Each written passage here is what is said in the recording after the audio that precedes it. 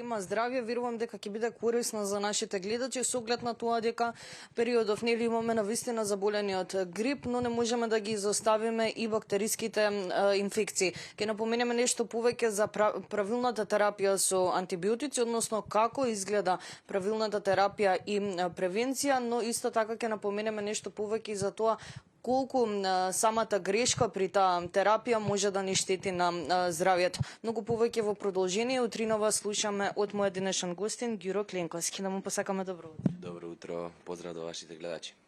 Мило ми е што не излеговте во пресред да говориме на една ваква тема. Напомена во самата најава дека на некој начин на вистина периодов и бактериските инфекции земаат голем замав. Еве, кој е вашето искуство периодов со пациентите? Да, доста сензитивна тема, значи периодов бележиме зголемен број на пациенти, претежно доминираат вирусните инфекции, тука е значи сензозинскиот пик на грипот, но во секој случај тука се и самите суперинфекции бактериски, значи самите бактерии кај населението, така да мешани се инфекциите, дел се вирози, дел се бактерии и многу е важно една прецизна диагноза, значи и насока на самите пациенти. Веруваме дека таа насока е најважна со оглед на тоа дека станува збор за една терапија која што е намената да ни помогне. Како изгледа правилната терапија со антибиотици доколку имаме бактерии? Значи, пред се секогаш едукативно ние делуваме на самите пациенти и ги насочуваме да не пијат антибиотици на своја рака. Значи, тоа да се направи една строга диагноза дали се работи за вирусна или бактериска инфекција. Ако се работи значи за бактериска инфекција, достапни се лабораториски анализи, значи панели за откривање на самите бактерии и во тој случај може да се ординира значи антибиотик кај самиот пациент, бидејќи во тој случај ќе делува, значи но злоупотреба на антибиотиците и кај вирусните инфекции, ако нема потреба, значи самиот антибиотик не делува и може да направи нус ефекти, штетни, значи ефекти кај самите пациенти. Може ли да напоменаме некои од тие нус појави?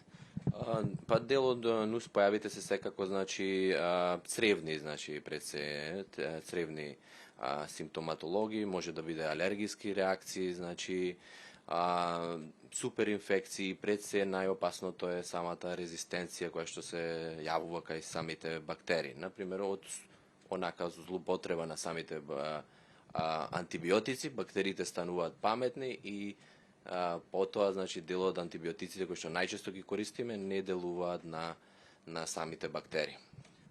Како ја започнавте оваа тема, убаво е да се напомене рационалното користење, бидејќи има и такви кои што ја злоупотребуваат самата терапија со антибиотици. Дали често тоа се случува? Доста често се случува во пракса и тоа е мултифакториелен проблем, значи од повеќе фактори и во повеќе здравствени нивоа. Значи пред се матичните лекари се тука, но дел и специјалистите кои што ги препорачуваат самите антибиотици на специјалистички извештаи, особено и кај детската популација, значи се случува да има претерана употреба и нерационална на самите антибиотици. Што е со самата комбинација на антибиотик со пробиотик доколку имаме бактериска инфекција? Значи самите антибиотици обично даваме препорака кога самиот пациент користи антибиотик да користи пробиотици, бидејќи самите пробиотици ја доместуваат таа корисна флора во стомакот, така да препораката е во секој случај ако се зема на пример антибиотик, користењето на пробиотик да биде 1 до 2 часа после антибиотикот, бидејќи антибиотикот може да ги уништи самите бактерии кои што се наоѓаат корисни во пробиотикот и терапијата со пробиотиците може да продолжи 1 до 2 недели и после значи завршување на антибиотикот за на некој начин се надомести таа корисна флора во стомакот, во цревата. Пред самиот крај, бидејќи напоменавме дека освен бактериските инфекции земаат замав, исто така периодов и грипот е навистина присутен, па и сите оние вирусни инфекции. Што препорачувате да нашите гледачи? Се разбира, сите ние треба да го градиме нашиот имунитет, како правилно да го градиме, но кој најмногу, кој е најподложен на овие здравствени проблеми?